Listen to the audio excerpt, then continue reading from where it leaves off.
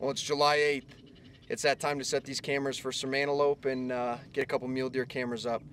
We're going to drive around, do some glass, and we've already spotted some pretty good pronghorn running around. We have a couple archery buck tags here August 15th, a September 21st muzzleloader tag, and that's what we're doing this week. So we're going to get some cameras set up and hopefully pinpoint which pond these goats are coming to.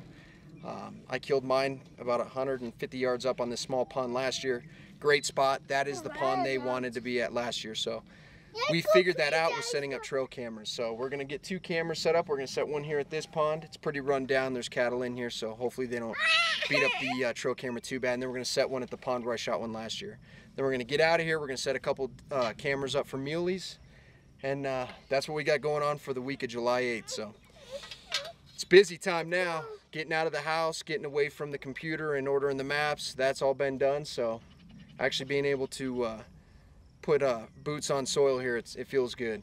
The weather's perfect, so we waited till this evening. It was like 95 degrees today. But we're gonna get this done before little man here steps in any more mud. So July 8th, setting trail cameras. That's what we're doing.